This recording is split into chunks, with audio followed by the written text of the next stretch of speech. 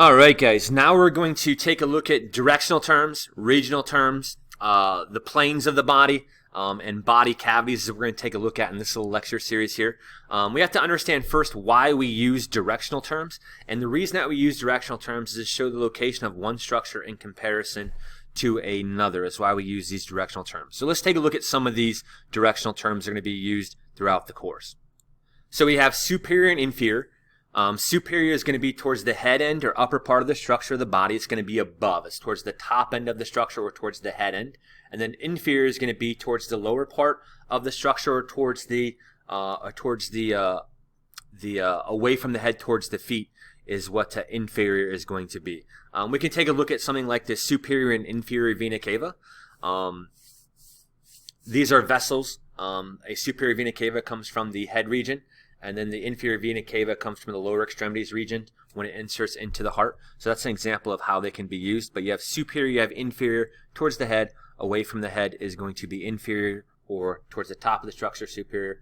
Bottom of that structure that we're looking at is going to be inferior. So superior towards the top, inferior away from the top of the structure, more towards the bottom of that particular structure itself.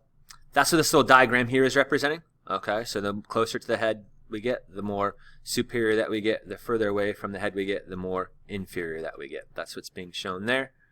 Next directional term that we have is ventral, which is toward the front of the body, and then we have dorsal, which is towards the back side of the body or behind. Remember, in a human being, we use anterior and ventral the same way, and dorsal and posterior the same way.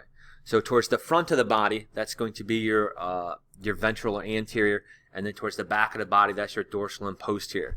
Remember, when we switch over, though, to a quadruped, these terms are going to be used a little bit differently, and I'm going to show you that now, because this could be, hint, hint, wink, wink, a question that I ask you on your test. So let's take a look at this and see how these terms can be used differently when you take a look at ventral, anterior, dorsal, and posterior when we move into a quadruped. So let's define these terms just a little bit better, okay? So we know that anterior, okay, means to the front of, okay, of the body, okay, and ventral, okay, ventral means belly side. All right, so if I'm looking at my human being right here, okay, this is my human being right here. All right, give her a little hair right there. This is the front of my body, and this is also the belly side. So this is both anterior and ventral. Okay. When I look at the other terms that we have that are posterior, okay, and dorsal. So we have posterior and we have dorsal. Posterior means towards the back. Dorsal means towards the spine side. All right. So this is the posterior side of the human being because they are bipedal. Okay, so this is the posterior. And this is also the spine side. So this is also the dorsal side. All right, when I look at that. Now when I go to a quadruped, those of you guys who are going into veterinary medicine, this is my little kitty cat. Meow, meow, meow. Yes, kitty cat. All right. These terms you can see are a little bit different now. When I look at my anterior, okay, this is the front of the kitty cat right here. All right. This is the ventral of the kitty cat. Okay, this is the belly side. Back here, this is going to be the posterior of the kitty cat. Alright, that's the posterior of the kitty cat. And then this right here is going to be the spine side of the kitty cat that we call dorsal. Alright, that's how those terms are going to be used differently. Although in a human being we use them very similarly because they are in, because we are bipedal when we take a look at that.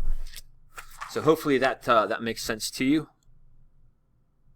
So you can see in this diagram here, this is representing your anterior, posterior, your ventral, and your dorsal. This little diagram here is showing you that.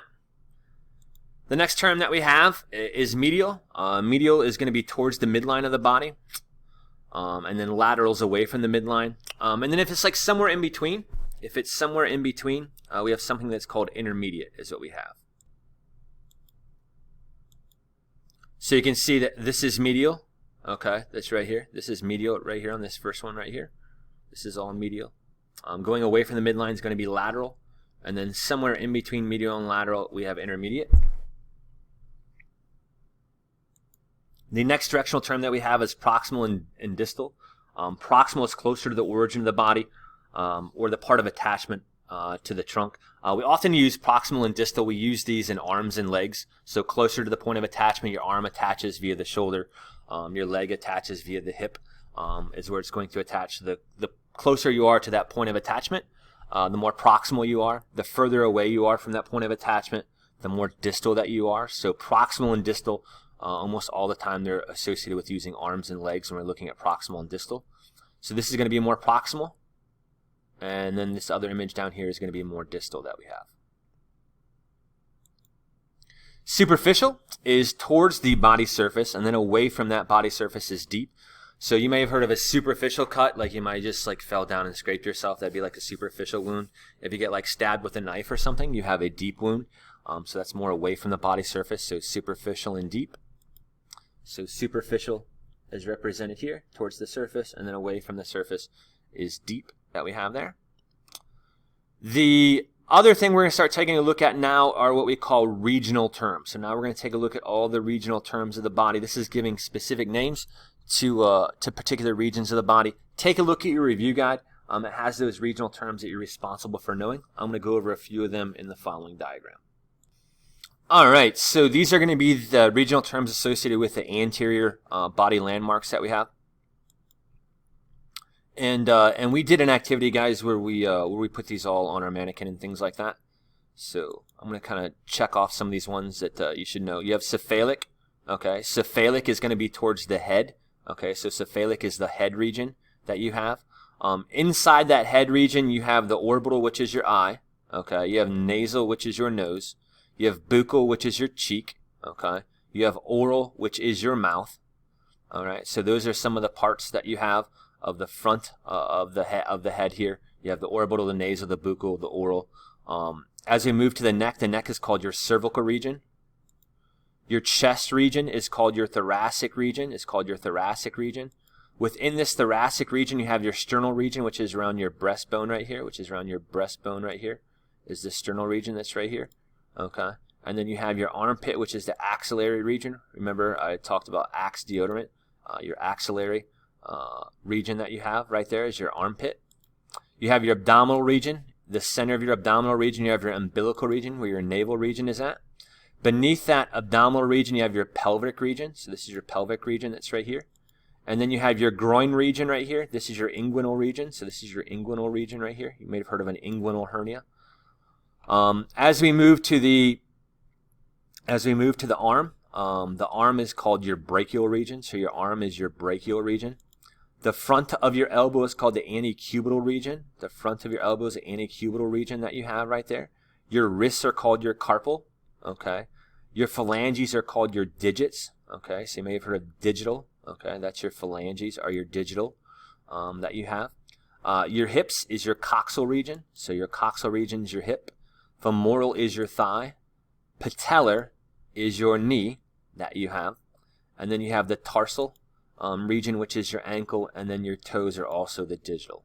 Those are ones that I expect you to know when we're taking a look at the anterior regional terms that you have to know. We're now going to take a look at the posterior landmarks of the body as far as regional terms are concerned. Next is what we're going to look at. So let's take a look at the posterior body landmarks that we have.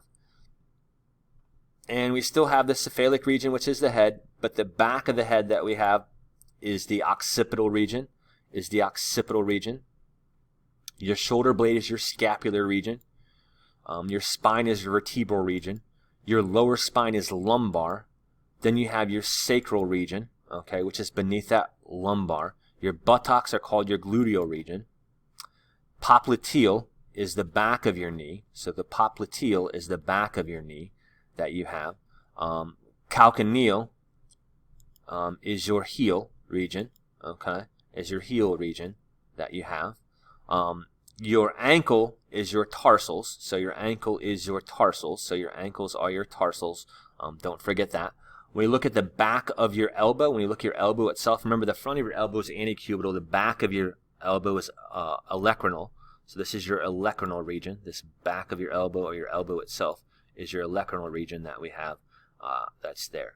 So those are some of the regional terms that you're going to be responsible for knowing on that upcoming test. I would just take a look at that graphic organizer that you guys did, and that tends to be really helpful on the test and knowing the regional terms for that.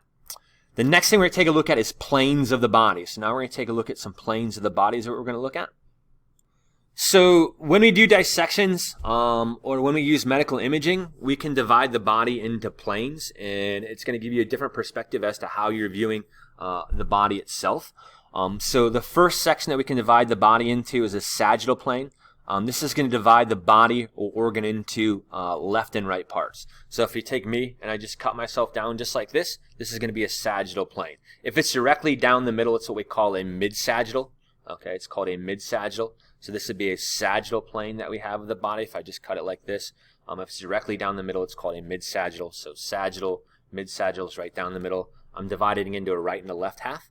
Okay, if I divide it into an anterior and posterior, an anterior or frontal section of it, okay, it's called a frontal or coronal section.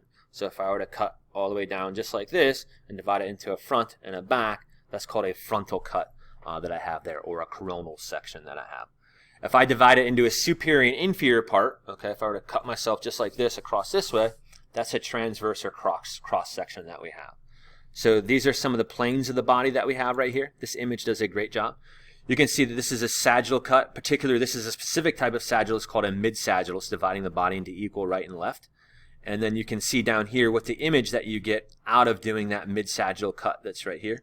This would be like an MRI or something that you can get, and that's like the type of image that you're going to view right there. This is your frontal that's right here. This is your frontal that's right here.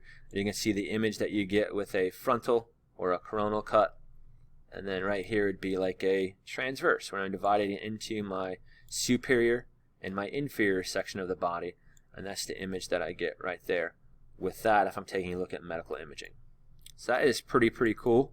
Those are different planes of the body that we have that you can take a look at when you're doing dissections and things like that, or when you're using medical imaging. It's always important to know what plane that you're viewing the body from to be able to see something. And an MRI, like when you do that MRI, it's just taking like images and stacking them upon one another. Turn the MRI this way, I can have it stack the images that way as well. So pretty cool when looking at planes of the body.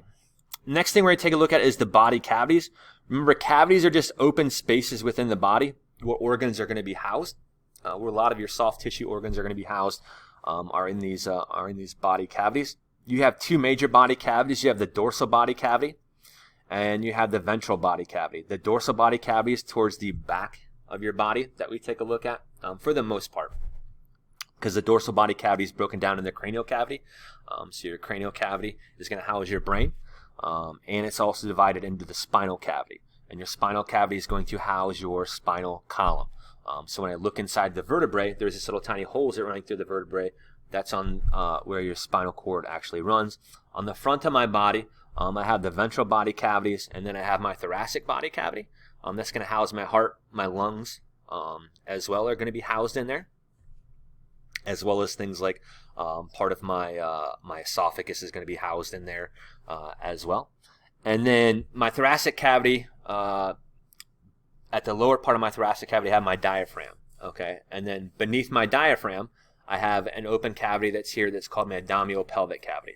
Now, my abdominopelvic cavity is one of the body cavities in my body that's not protected by bone. All these other body cavities were protected by bone. The cranial cavities are protected by the skull. The spinal cavity was protected by your vertebrae. The thoracic cavity is protected by your rib cage. But the abdominopelvic cavity really doesn't have any bony structure that's protecting it, and it's separated from the thoracic cavity from the thoracic cavity via the diaphragm. That's a key division point. That diaphragm is letting you know where the thoracic cavity starts and where the abdominopelvic cavity starts. This is an image here that is showing you the different cavities that we have of the body and you guys kind of get the idea. The ones in yellow are your dorsal body cavity. The one in red is your ventral body cavities that we have right here. You can see the thoracic, there's the diaphragm, there's the abdominal pelvic cavity. They also divide the abdominal pelvic cavity in the abdominal cavity and the pelvic cavity as well. But that kind of introduces you to that a little bit. You can probably bet on your test we're going to go pretty heavy on those regional terms and directional terms, and knowing where different organs and things like that are located in comparison to one another. So make sure you kind of have an idea of where like your major organs are located at. Like I know where the heart's at in comparison to the lungs and things like that. I expect you to know where the stomach's at. Those different types of things, or have an idea as to where they're at. So when you use these directional terms, you kind of understand them a little bit better. But yeah, that's just a real brief lecture over those particular topics. So that was pretty cool.